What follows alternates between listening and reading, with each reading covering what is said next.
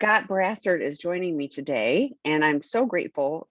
It was a last minute switch, but he's always prepared. So he has a topic today. So, Scott, kick us off. Hi, everybody. Um, I know Kelley has talked about trauma and shame probably extensively. So just a quick review, we all have trauma, whether we're an addict, a non-addict. There's one little old lady in Ohio who's never had any trauma. She's 86, she's lovely. The rest of us have trauma, and lots of it usually. And that creates, particularly early life trauma, we tend to internalize it, and that creates shame. We think we're not good enough. We think there must be something wrong with us. That's why these things are happening to us. And shame creates what we call negative core beliefs. And that's what I wanted to talk about today, particularly the negative core beliefs of addicts. So core beliefs, if you don't know, are the system of beliefs that we use to create our model of the world and our place in it. Our core beliefs influence how we make decisions, how we plan, how we interpret the actions of other people, how we assign meaning to life's experiences, how we solve problems, how we pattern our relationships, our career choices, and just our life priorities. Our core beliefs impact everything we do 24/7, just period. The problem with shame, the problem with trauma, which leads to shame, which leads to core beliefs, is that it drives us into some mistaken core beliefs. Particularly, shame, when I think I am defective, well, I'm not defective. That's a mistaken core belief. But there are addicts, addicts in particular have a set of mistaken core beliefs. And that's actually what I wanted to talk about today.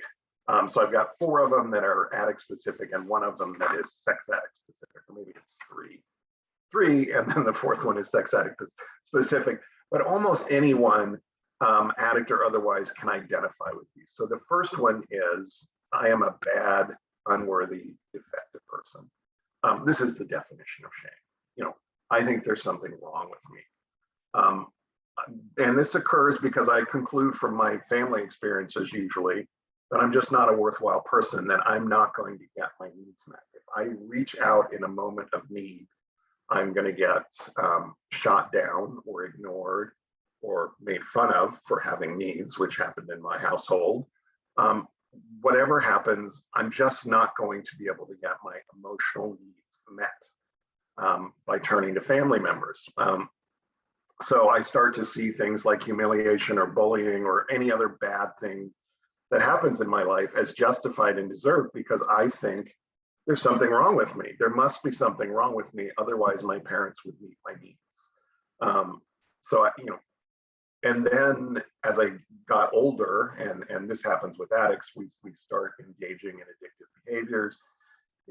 We're drinking, we're drugging, we're overeating, we're gambling, we're watching porn compulsively. Whatever it is we do, we start to feel bad about that, and then it reinforces this mistaken core belief that I'm a bad, unworthy, defective person. This causes us to keep our addictive behaviors a secret, and any other problems we have a secret. We do not reach out to others for help. We have this low self-esteem basically causes us to create a facade of normalcy. Speaking for myself, I had a good job, I paid my bills, and I thought, addicts are people who are in the gutter and, haven't showered in 3 days, and, I'm paying my bills. I have this facade of normalcy. Behind the facade, big giant mess. But I only let other people, and frankly, I only let myself see the facade because it was too painful to look at the reality. Sometimes we overcompensate, we act cocky, conceited. We behave in self-centered ways. This is all a compensation mechanism for feeling bad and unworthy and defective. All addicts, I've never met an addict who doesn't go, oh yeah, I have that negative core belief. And most betrayed partners of addicts, I don't know what the composition of this group particularly is, will also have that to some degree. If you didn't experience the not getting your needs met in childhood. If you're in relationship with an addict, you are experiencing not getting your needs met. We can't help as people but to internalize that, especially when these are loved ones and people who should be supporting us aren't giving us what we need, and we can't trust them to give us what we need. So of course we develop this low self-esteem, the shame. So that's core belief number one. And almost every person on earth has that core belief to some extent, not just addicts and loved ones. Second one, this one is big for addicts. No one could ever love me as I am. And this stems right from number one. If I'm defective, how could you love me? And as addicts, we often, because we believe we can't be loved, we eliminate the need for love. We can be charming, we can be sociable, but we avoid vulnerability. We give you this, come closer, but not too close. I'll be charming, I'll charm the socks right off of you, but I'm only going to let you in so far because I am unlovable. I know I'm unlovable. I know that if you see the real me, you will run screaming from the room so fast, it is going to make my head spin. Because I am unlovable. And if you see that, you're going to run away. And unfortunately for us, this turns into a self-fulfilling prophecy. When I'm doing this, guess what I am? I'm unlovable. I'm likable, but I'm not lovable because I won't let you love me. And I certainly won't love you back. Again, we think if others knew the real me, they'd reject me. So I fear others, I fear closeness, I fear dependency, I'm afraid of it. We think our own behavior is so bad that everything is our fault. And again, as an addict, self-fulfilling prophecy, there's something wrong with me, so I behave badly, and then I behave badly, and I think there's something wrong with me. It's just this rolling down the hill. We take responsibility for pain of other people. We think, oh, I must have caused that. We isolate. That's the big one. We isolate emotionally and sometimes physically because of this fear of rejection. We think we are unlovable. So we just put up the wall and don't let anybody in. We don't let anybody love us, even though we crave that feeling of being loved. So yeah, that's core belief number two. No one could ever love me as I am. Core belief number three, again, we've talked about this a little bit. My needs will never be met by others. Usually, as people, as addicts, as partners, as just people in general, we learn this early. In my house, I love my parents, but my father was emotionally absent. Both of them lost a parent when they were young. And, they did the best they could, but my mother was very inconsistent, not bipolar, I don't think, but I never knew which mom was waiting for me when I got home from school, good mom or bad mom. And anytime I gave her a need, she either turned it back on me, it was my fault, or she went off the handle on some random person and was screaming and yelling, and it was very embarrassing to me, and it was inappropriate, and there was no middle ground of being a supportive parent. So I couldn't turn to her, and my dad just wasn't there emotionally and sometimes physically. I worked a lot and, practicing alcoholic, functional alcoholic, highly functional, but just not emotionally available. So I learned very early on that my parents weren't going to meet my needs. And this is how most of us learn it. There's addiction or dysfunction of some kind in the household. Maybe there's a sibling with special needs, and that sibling is getting all the attention, so I don't get my needs met. I mean, and these are not necessarily bad things. I mean, my parents were damaged. If there's a sibling with special needs, of course that sibling's getting all the attention. But we internalize it as kids, and we start to think no one's ever going to meet my needs. We think that others are always going to fall short. They're always going to disappoint us. And we carry this forward into adult life relationships. So again, we're doing this. I want you, but you're going to disappoint me. So I'm going to reject you before you reject me, basically, is what it comes down to. Sometimes we will only let you in so far. So we actually kind of push healthy connection away. We have loving people in our lives who want to connect with us in healthy ways, who want to be there for us. And we don't trust them to actually follow through. So we push them away. And we turn to an addiction usually as a way of not getting our needs met, but avoiding the pain of not getting our needs met. I feel lonely, I guess I'll get drunk. You know, I feel lonely, I guess I'll look at porn. It makes that feeling go away for a while. And I forget that I'm lonely.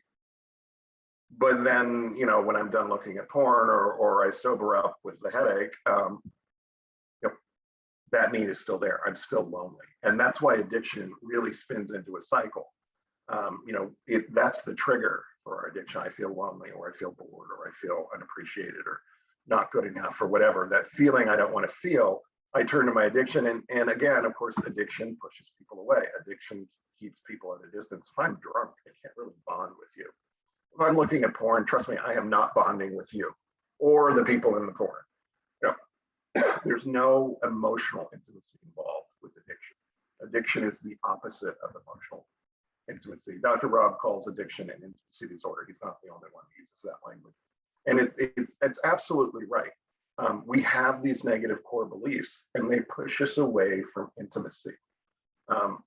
My needs will never be met by others. Only worthy people get their needs met, and I am not worthy. I am defective. No one can love me. So we crave and we rely on others for love, but we're constantly disappointed when we don't get it. But we don't get it because we don't let them give it to us. So we get depressed, we get resentful, we get jealous. They have a good relationship. Why don't I? A lot of self-pity, suicidal ideation. Kelley's off helping somebody today who's suicidal. And we start to manipulate others. We engage in bad behavior. Gaslighting and manipulation is a crutch for sort of getting our needs met. If I can manipulate you into feeling sorry for me, or to manipulate you into staying with me, or whatever it is that I want in that moment, it will solve some of our needs, but it's not a true balm. It's just a Band-Aid, and we're still infected under the Band-Aid. That's a gross metaphor, but you get it. So the last one here, core belief, mistaken core belief, and this one is kind of specific for sex addicts, is that sex is my most important need. So for many addicts, particularly sex addicts and love addicts, the ultimate invalidation is to be sexual with another person. Our intense need and desire to be part of translates into compulsive sexual behavior. If you want me in that way, you must want me in all ways. And even though I won't let you, really reach beyond the sexual barrier. There's sex, and then there's a barrier, and then there's intimacy. I won't let you cross that barrier, but I feel like, at least temporarily, I'm getting my needs met, and I'm getting validated as a person if you want me sexually. So we turn to that, and sometimes we combine it with drug use to intensify that feeling. But ultimately, we're not getting our needs met. We put sex at the top of the heap, and we shove intimacy into a dark, deep corner and forget about it, even though that's what we want. And this really isn't what we want. And this is why sex addicts will, I talk to sex addicts, I mostly work with guys, and some of them are happily married, and their wife is beautiful, and she's smart, and she's funny, and they have kids together, and they have a life together, and they really love her. And they're hooking up with, they have an affair partner who's dumpy and frumpy and boring. And I'm like, is she as smart as your wife? No. Is she as pretty as your wife? No. Is she as fun as your wife? No. Is the sex as good as with your wife? No. Why are you doing it? I don't know. They're doing it because there's this avoidance of intimacy. I can get my need for validation from an affair partner or a prostitute or pornography I can escape my needs and sort of get them met. But again, it's just a Band-Aid over an infected wound. It doesn't work. So we have these mistaken core beliefs, and a huge part of healing is working on these core beliefs. We have to uncover. Yeah, sorry, voice is going. We have to uncover our distorted beliefs so that we can address them. And that requires, this is why people go to therapy. This is why people go to 12-step meetings. This is why people come here, is to get a dose of reality. I think it's Pat Carnes, at least he's the one who's credited with this statement, says, sanity is a commitment to reality at all costs. And it really is. I mean, he may have said recovery is a commitment to reality at all costs, but it's been extended to sanity. I mean, addiction is insane. And for me to get sane, I have to commit to reality at all costs. And that means I have to uncover the crappy messages in my brain. The messages that say, I am bad, unworthy, and defective. No one could ever love me. I will never get my needs met. And the most important thing in my life is sex. Those are BS beliefs. I have to uncover them, and then I have to reality check them by coming to meetings, by going to therapy, by sitting through webinars, and just discussing it with other people. I can call Tami and say, am I unlovable? And hopefully she's going to say, no, of course you're not. You're really sweet, or whatever. And this is why, addicts, we don't recover very well alone. As a matter of fact, we don't recover at all alone, because there is no reality checking alone. I am stuck in my head alone, and my head is a very bad neighborhood. I should not be there by myself. I need to take someone with me, so that person can say, no, that's not true. So that's my spiel for the day. I'm going to turn this over to Tami. Ask us questions on the Q&A about anything, about shame, about trauma, about mistaken core beliefs, anything you want to talk about. And, yeah, please do. But I want to tag in on the core beliefs, and you talked about it from an addict perspective, but it really is. I mean, I hear partners all the time. It's like, what's wrong with me that, let's say, the male addict, but, that he went off, and it's just like you said, is having sex with, whatever, transactional sex, affair partner, whatever, or is looking at porn, what's wrong with me? So it ends up being negative core beliefs about themselves that has nothing to do with them. Unfortunately, it feels very personal that he's choosing that instead of choosing me. And I know how hurtful that is to partners as well, when they're going, like, if he just said, I'm really struggling with whatever, but the visual of the, come here, but let me push you away is so true. It's like for me to go, gosh, Scott, I'm having a really bad day, and here's all this, and you just to listen and go, I can step into that space with you. That's me putting myself in a very vulnerable place. It's way easier to just go, no one's going to understand, and I've got to do this, I've got to handle this all by myself. The complexity of the core beliefs, and that they're, Kelley, who isn't here, talks, too about, and Kristen too, hurt people.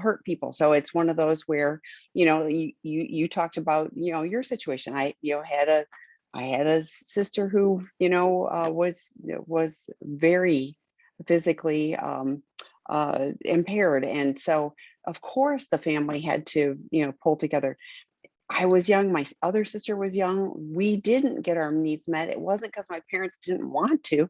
They had no bandwidth to be able to do that. But but just knowing that wasn't enough. Like getting the head knowledge about that. I was talking to a friend the other day, and we're talking about going back and reparenting ourselves, in a different way. And that was a huge step for me to be able to come forward with that. But I have found, like, if I'm in a little vulnerable place, that the reaction is that negative core belief. See, I tried to reach out to somebody and they failed me. I still have that reaction. And then I have to go, no, take a breath, like, you didn't explain it well enough. It isn't that all people are, I mean, like I have to go through this whole drama because those core beliefs are so, so in there, even with lots of work and therapy. I still have to understand that I can be vulnerable to those messages. And, so to take a pause and go, that's not true, reach out to somebody else, what do I need to do to get in a different place from there? So, and you mentioned it too, Kelley's not here because she's working with somebody who's in great peril, suicidal attempt at, not just ideation. But I think of how somebody must have such a horrible negative core belief about themselves that they are so worthless, that there is no hope, and that's just tragic because, we're all broken and all doing the best we can. But in community, like you said, in community, we can heal it. One of the things you said is like, I know my whatevers, and I was like, oh, I didn't even tell myself, like all of the, like I really compartmentalized and like, I believed a lot of them. And I think a lot of addicts do. I think we believe a lot of the lies that we tell ourselves and everyone else. I think we know in that deep down place that, oh, that's not true. And there's, no one's going to love me if they really knew. But I believed a lot of the lies too. So it's challenging. So Yeah. Just to jump on a little bit, and then we'll take questions. Yeah. I want to make it clear: sex addiction is not about sex. Correct. Sex addiction and every No other addiction is about, alcoholism isn't Right. about alcohol. It's, It's about escape. I want to escape my shame, my negative core beliefs, my emotional discomfort. And that means that sex addiction affairs are not about the betrayed partner. This is not a referendum on the betrayed partner. This is a referendum on my childhood, basically. I'm cheating, I'm using porn, I'm doing these things because I have so much shame from the early life trauma that this is the way that I cope with it. I may love you more than you can imagine and still do this. And that's very confusing to a betrayed partner. I mean, what do you mean you love me more than life itself? You're cheating on me. How is this possible? It's possible because the two things are not connected. My negative core beliefs are driving me to escape, even from good things like a relationship with you. So anyway, okay, I'm done.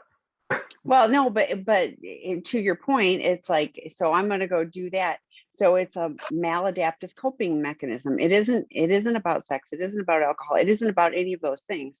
It is, I don't have the tools to use to do life in a connected and vulnerable way, in a meaningful way. So this is, this dissociation, this escape is what I've learned. And that's the pattern that works for me. And many addicts have more than one. So while sex addiction may be the primary, that doesn't mean that they're not eating a chocolate cake every night, or now I hear cannabis, people are smoking cannabis all day. So gaming is huge. Porn addiction and gaming, are often paired together. There's porn in gaming, so shopping, spending, gambling. There's a lot, and it can be the garbage can. But if sex is primary or whatever is primary, I'm still going to use whatever it is I can get my hands on to escape, because oh my gosh, my reality is so not okay. I don't know how to deal with it. Okay, so first question, 43 years old, married, 5 years since D-Day, stood by my husband for 5 years through 14 slips and relapses. I love him, the good parts of him, but do not his lies and not following through with commitments kept traumatizing and hurting me and our healing together, keeping us separated for 3 years. I finally saw 4 months of good recovery and was going to ask him to move back in, becoming vulnerable for the first time, then started to feel and hear addictive behaviors again. I found another discovery and sent him and his apparently his therapist copies of what I saw. It was serious. My husband became angry, blamed me, and then said he can't trust me anymore because I sent it to his therapist. He has now ended the marriage, making promises we'll get through this together. Was being compassionate and not completely shut me out.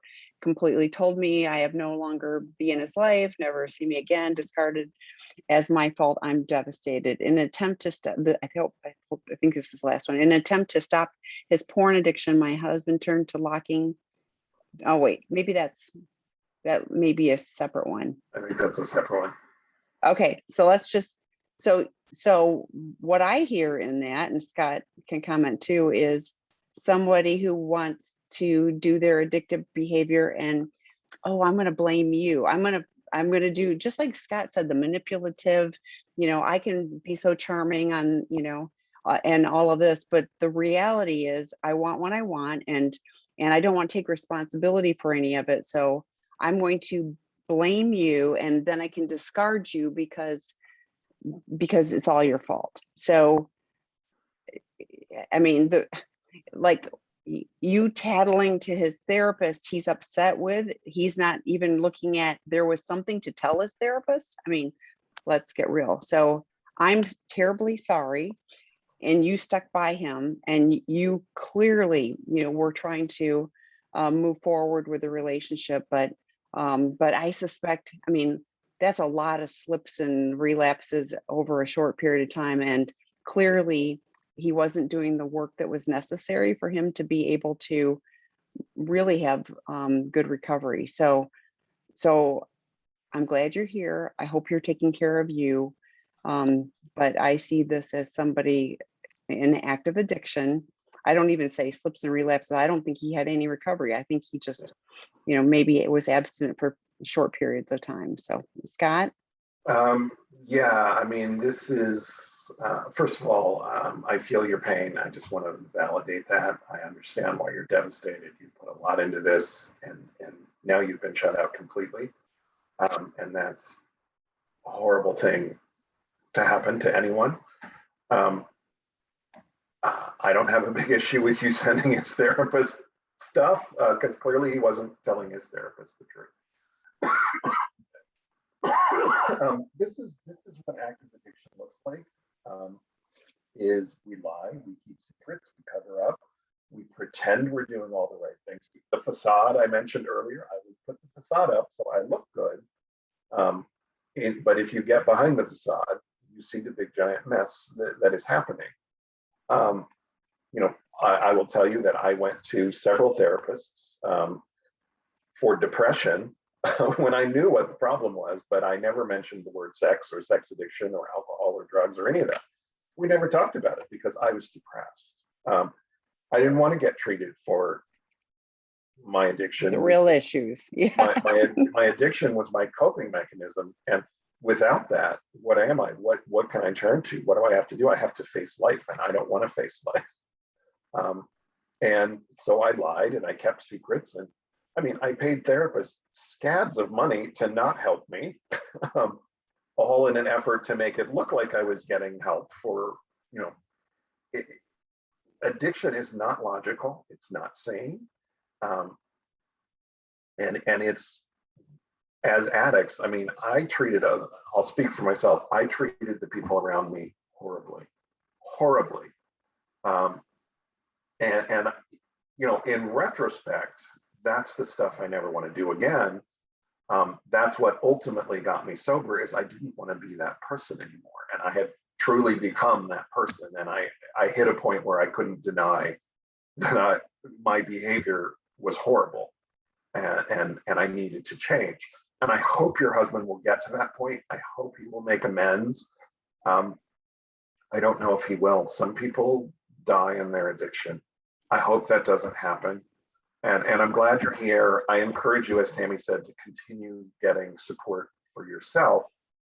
Even though you're not causing the problem, you're impacted by the problem. So you deserve support. You may not need it the way an addict does, but you deserve it because you've been hurt. So I'm glad you're here. She does add, and do not understand how he can turn in 2 days from how much he loves me, continue communication, then went silent. I'm the keeper of his secrets and expose them. I know that this is his avoidant personality disorder. I miss the good parts of him. That's grief work. You absolutely, have grief work to do around missing the parts of him that were good. but also have the understanding of, it isn't as good as you had hoped, of course. And, I think it's grieving the loss of what you hope for too. And she adds, and deeply hurt that he is changing the history to our adult sons, putting blame on me. That they're adult sons. If they buy into that and he's manipulative, they may. But my experience is that over time, if you are doing the healing that you need to do, that you're there, you don't have to go running to them and go, no, wait, let me tell you all the, all the stuff, because that's just traumatizing for them. But a different situation, but similar thing. And I remember saying to my husband, somebody was being horrible to our, to kids, and saying stuff, negative stuff. And my husband said, it's okay. They're going to grow up, and they weren't even grown up yet. And he said, they're going to know when they're adults. And I have a great relationship with them. It's like, I just had to be me and hold my space. And I, he was right. It all worked out. That puts you in a lonely place right now, but I'm glad you're here. Do the support work you need to do. It is mind spinning, head spinning when someone, I've been there, it's a huge betrayal when someone one day is going like, oh no, we want to reconcile, it's all good. And then the next day they're going, you're out. I truly have been through a very similar situation. And I had to do a lot of trauma work. I had nightmares for months. I had to work on that and process through that, but I did. And I had to understand that they are humans, they are broken, they are, it is what it is. But I was not going to become a victim of that. I was not going to have it be, this defines me. Like I needed to do things differently. So my hope is that you understand how broken he is. You understand how that has deeply impacted you, but you get the support for you to be able to move forward in a different way. So back up to the top. Well, how do addicts, go ahead. Let me just add something to that real quick. And this is more of a general statement. Anything you say to your kids cannot be unsaid. They will hear it, they will take it in, and it will be there forever. So be careful what you tell your kids about your partner, whether you're the betrayed or the betrayer. And kids are smart. They figure it out over time. And they will see the truth over time. And if you lied to them, they will be pissed.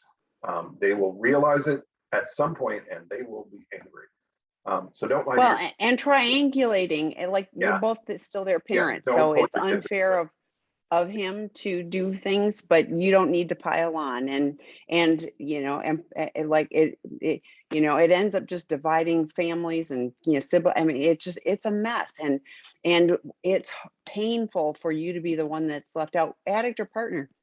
I see it both ways, but just please know that if you hold your space, if you get the help that you need to, be your true self, it does come back around. So take some time, but it does come back around. So, okay. How do addicts get the core beliefs that only sex will cure what ails them?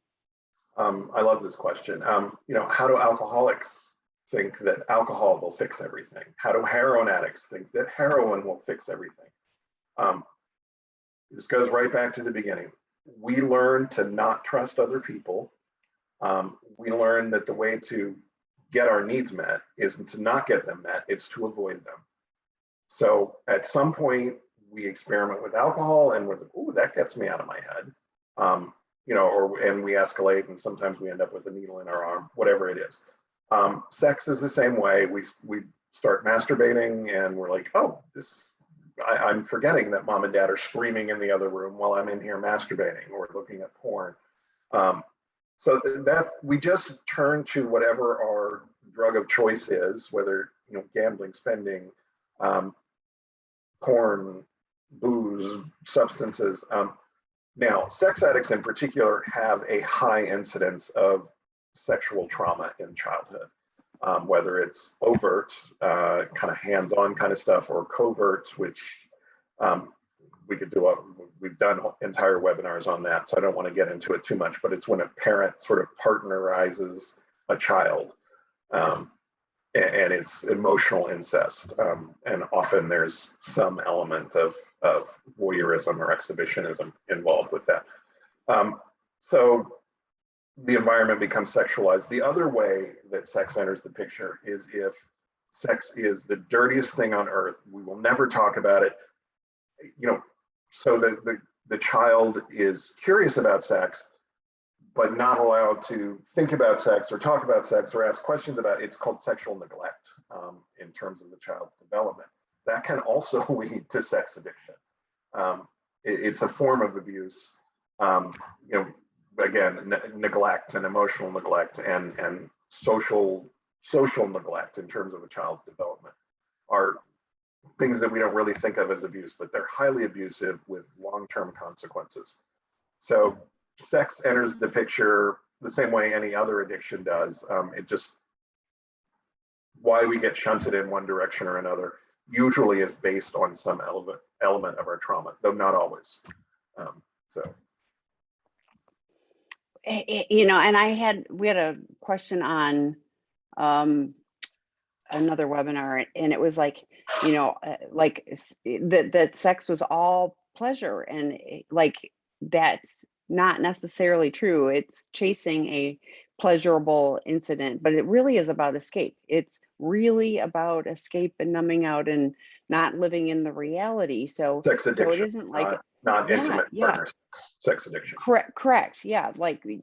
Yes, I was just tying it into with this is like, it's going to cure me because I'm going to be, I'm completely, focused on this, and it's the hours ahead while I'm planning it. Now, so it's this whole, Dr. Rob has shared before too, it's the bubble that you're in, that it isn't just that moment, it's the whole thing. It's like, if somebody's going to get heroin from their dealer, they're thinking about that the whole drive over there, completely driving without even knowing that they're driving. It's just, you're in this zone. So it goes back to the sex addiction isn't about sex. And any of these addictions are not about what the actual, whatever it is, and why you can substitute other things too. So next question, can a spouse of a sex addict ever have sex without triggers or sex in general? Yes. Yeah. This comes down to trust. Can you reestablish relationship trust? And that's more on the cheating partners and than the betrayed partners, but betrayed partners also have to be willing over time to realize, yes, my cheating partner is doing the things that he or she needs to do, is being honest, is being transparent, is being vulnerable. Usually it's not a great idea to jump right back into sex as a way to fix things. Makeup sex can be great, okay, fine, but it's not relationship glue. It will not fix anything. It's escape for you and the addict. Usually partners have to reintegrate sex slowly, and that starts with non-sexual intimacy, which starts with trust. So yes, it is possible. Some couples have much better relationships and much better sex lives after the addiction than they ever had before. Usually that's because there is more trust and vulnerability as a two-way street, because before it was usually a one-way street where the betrayed partner was trusting and being vulnerable and the betraying partner was not. In recovery, the betraying partner can learn to be honest and to trust and to become vulnerable, and that fosters intimacy, which leads to better sex.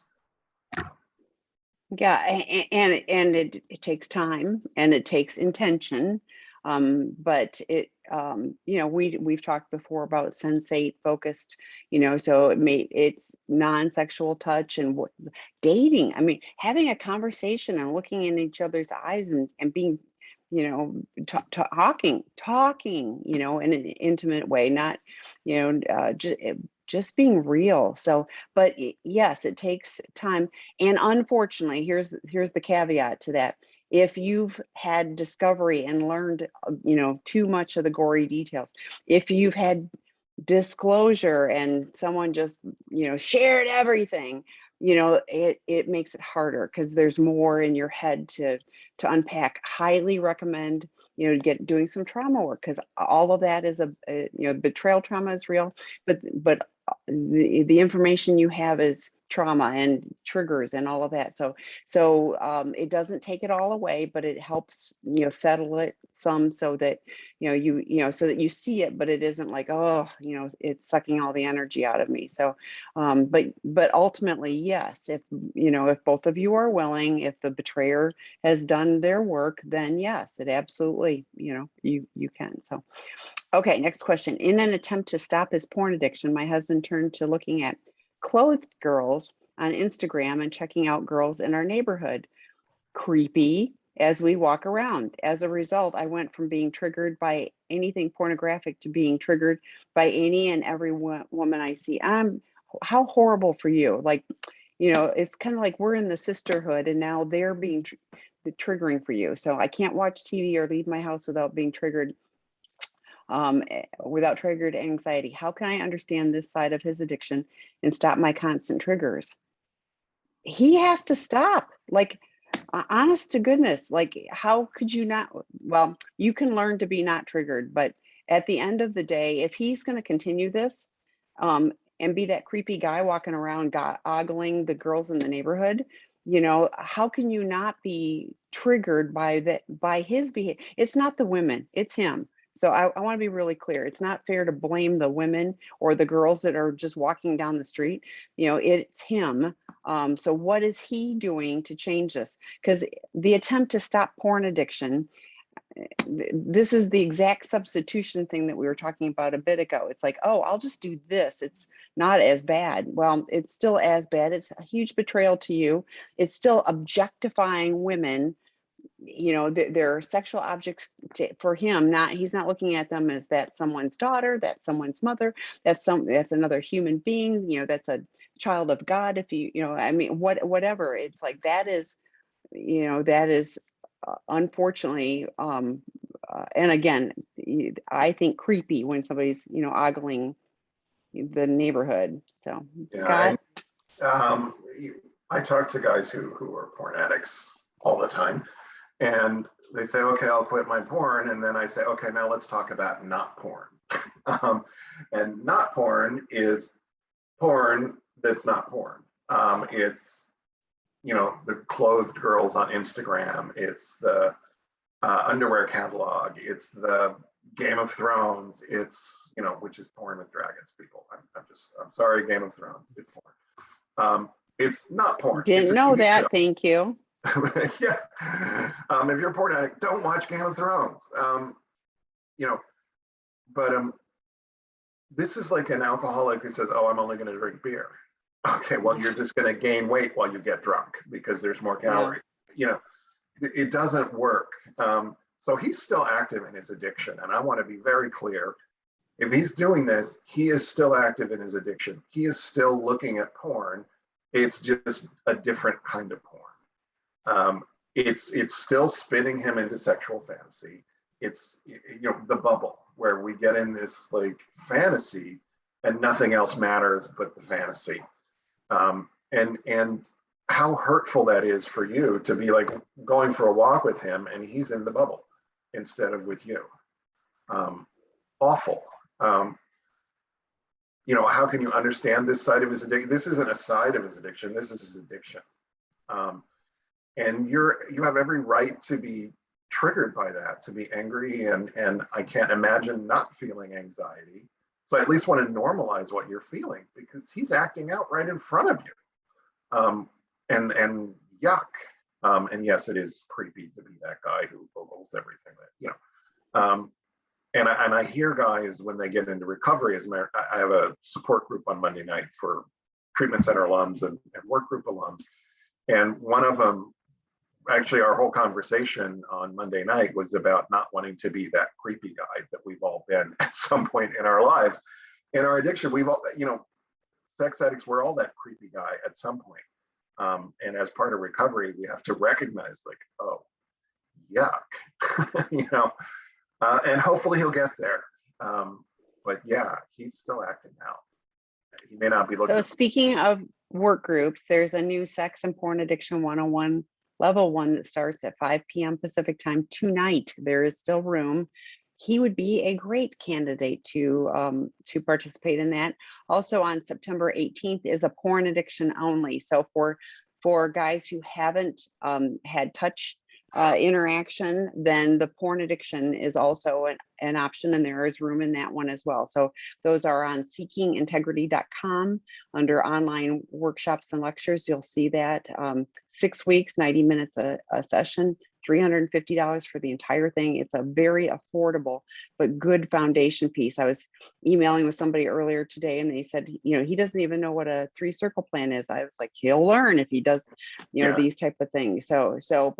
But I'm sorry you're triggered, but he would be the trigger for me.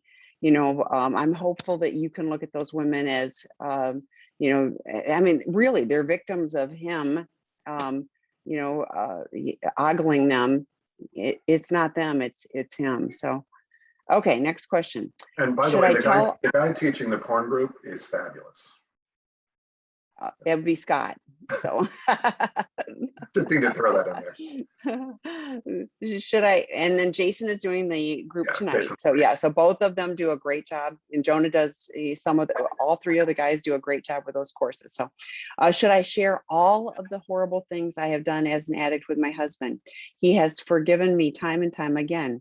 I'm doing the support work and a good path. Do I need to share everything to heal?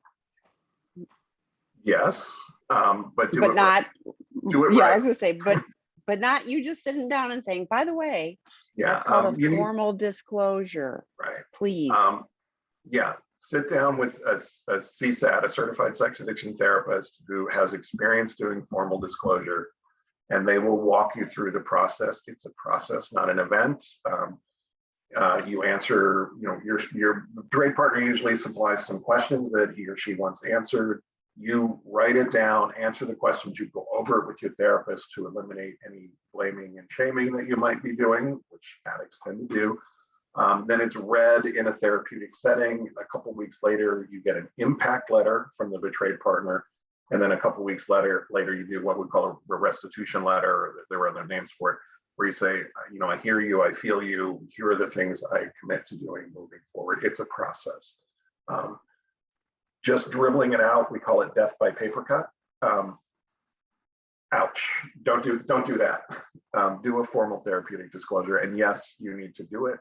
You need it for you need it for your relationship, and your husband needs it for him to heal as well. Yes, and this is not a DIY thing. Dr. Rob does a peer case consultation group every week with therapists who are trained to do this work. And the number one topic, it comes up every single week, is disclosure. So this is something that is complex. It is so helpful when people do it in the right way. And it is worse for relationships and partners if you do the death by paper cut. I call it the vomit disclosure, where I'm just going to tell you things too. And the forgiveness, he's forgiven me. So here's a little challenge on that for me. Forgiveness is something I do for me.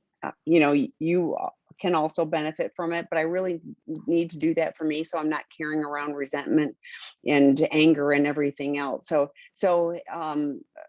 if he has to keep forgiving you over the same things over and over again, I'm not sure that that's forgiveness, or if it's more like, okay, we're gonna move forward. So making sure, do it with qualified therapist. He has his support person, you have your person. It's a process that you go through, but make sure you've also stopped the acting out stuff, and I hear the moralizing, the horrible things. Yeah, it's horrible, the stuff that we do, but please, shame is useless. So motivate yourself to do the things that you need to for recovery. I hear that you're on a good path. Yay. that's, you being on a healing path and showing him that you're really working to do things differently. That is so helpful for partners to be able to see. So I'm glad you're doing the good work, get the right support to make sure that you guys can move forward together, and get through the formal therapeutic disclosure together. So I'm a recovering porn addict and feel good about my recovery, except my continued lying. Okay, I realize that it's wrong, and I know I must tell my wife the truth at all costs, but still have moments when I automatically withhold the truth. I do admit it after, but when my wife questions me further, so now do I stop the lying once and for all? This is my biggest issue and is damaging my wife beyond what I hear this all the time.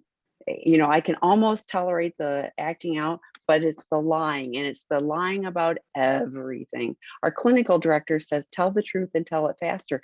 And it's across the board because addicts lie. So I'm glad it sounds like you're making some progress on the porn addiction, but the tell the truth and tell it faster. And she shouldn't have to ask you. It should be you, the 24-hour rule. You come up to her and say, 5 minutes ago when I said that, I was afraid of your reaction. I didn't want to hurt you. And so I lied, I mean, and the faster you tell, so that it isn't, you're putting her in a power position of like, she's got to be parental with you. It's like, did you lie?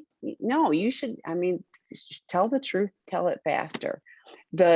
Honestly, the sex and porn addiction 101, what's your inner circle? Don't ever put lying in your inner circle, but figuring out why you're lying, what are you afraid of? It's those underlying issues. The acting out is a symptom. It's the underlying issues, and the lying is all part of that. So Scott? Yeah, this goes back to the topic for the day, these misguided core beliefs. If I tell you the truth, you'll know the real me and you will run away. You will reject me. And this is an ingrained core belief, and it causes us to lie over and over and over. Plus, we want to protect our addiction, so we lie over and over and over. It becomes a habit, and it's a hard habit to break. Here we are trying not to act out, and our mouth is still on autopilot telling lies. And it takes a while to become fully honest. And things you can do, you can become transparent financially. You can become transparent with all your passwords on social media, things like that. You can give your wife full access, I'm assuming it's a male addict, full access to your phone and your laptop and your computer. You can put accountability software on your phone and a laptop and everything else.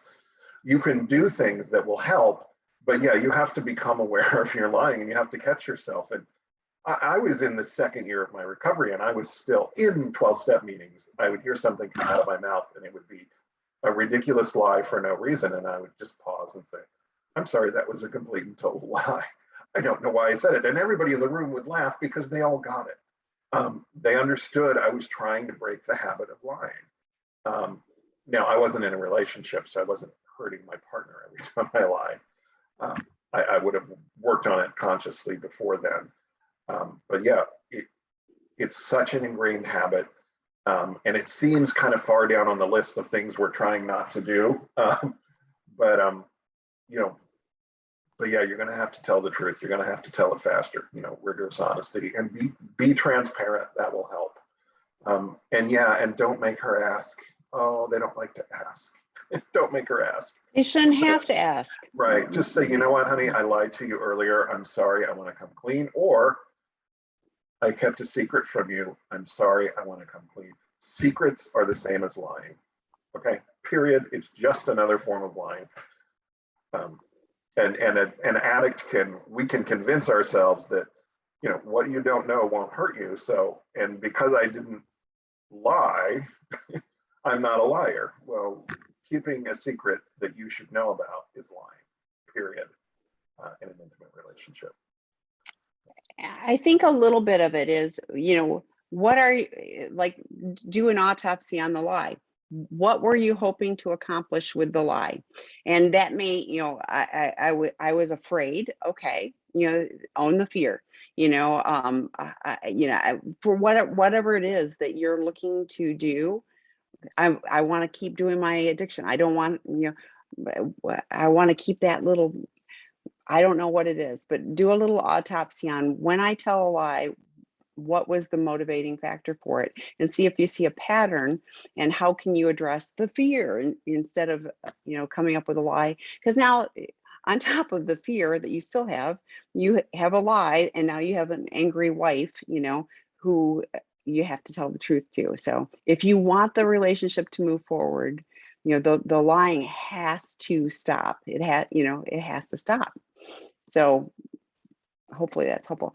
So what about a dry addict, sexual anorexic? Someone said to me, you're addicted to not masturbation, etc. Oh, that's an interesting question. That really is an interesting question. I have a singles group that for single men that meets on Friday night. It's a drop-in discussion group, and we actually talk about the lack of sex as part of recovery. Sometimes sex addiction recovery is not about permanent abstinence.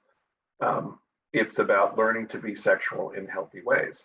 For some people, that means not being sexual very often, or particularly if they're single. So people can go too far. People can overcorrect. Usually when people are worried about this, the answer we gave earlier about reintegrating sex, slowly, deliberately, start with non-sexual intimacy, work towards sexual intimacy. And again, there's a lot of sexual trauma for sex addicts.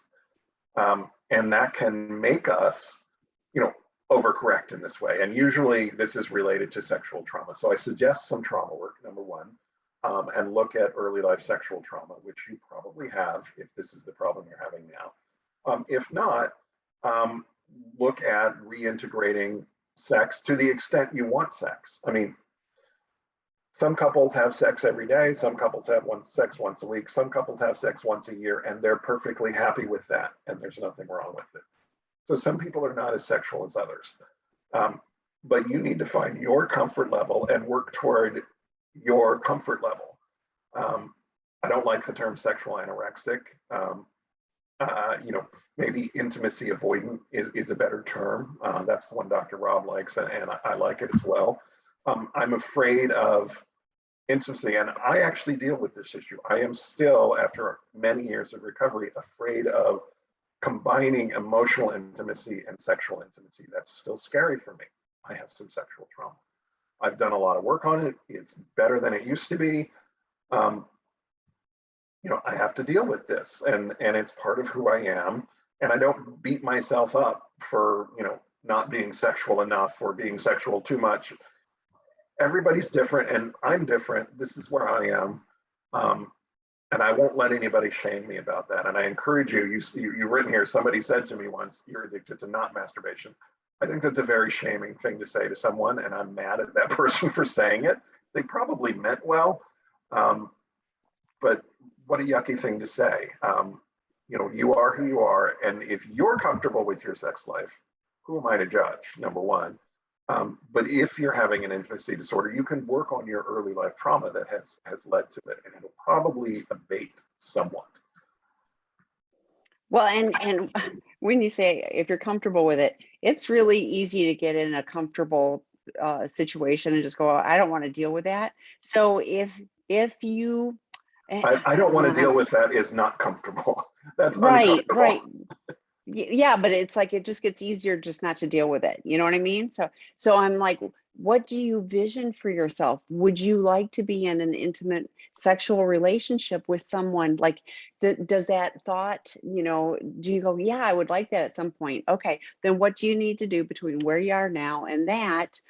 Because just keeping yourself safe and comfortable or whatever. Yeah, I mean, like if it's working for you, then yeah, labels and whatever. But if it's just like I've swung to that end, we've talked before, Dr. Rob mentioned that, when someone says, I'm 10 years sober, from sex addiction, oftentimes that means they haven't had sex in 10 years. That's not the point either. So how to find what is the right balance for you, what's workable for you. but that doesn't keep you disconnected from other human beings. Having sex in sobriety is awkward and, kind of, but you know what? There's sponsors, there's people to help you, navigate your path. You're not alone. So, it's showing up as well as cleaning myself obsessively, hoarding money, etc. Ooh, then it feels like there's some compulsivity around it, possibly looking at those deeper issues. If you're not working with a qualified therapist, I highly encourage you to do so. So for example, we have a treatment program for men with sex addiction, intimacy disorders, or co-occurring sex addiction, chemical dependency. Many of them have money issues, hoarding issues, gaming issues, food issues. There's the OCD. Yeah, it's complex, and we're looking and assessing all of those issues so that we can help people, be happy, joyous, and free in all areas of their life. So, so there is qualified help. If you aren't working with someone, that's the kind of stuff that, just reading a book isn't going to cut it. I'm glad you're here, but we're not going to cut it. Getting qualified help. Even the Sex and Porn Addiction 101 level 1 would be supplemental, but this is gonna need more. So you're worth it. Do more. So yeah, agreed, totally. So thank you, Scott, for stepping in today, last minute. But thank you all for great questions. Come back. Kelley will be back, in October. We hope there won't be crisis. I'm going to check in with her and see how the person's doing. Next week, so Kristen and Eddie switched in September. So Eddie Caparucci will be joining us. And then the third week will be Kristen, and then Troy is the fourth week. So we'll see you in, for those, Scott is on with Dr. David tonight at 5 p.m. Pacific time. So lots of the Betrayed Partner group, it starts in a little while. So lots of resources. Thanks, everybody. Bye.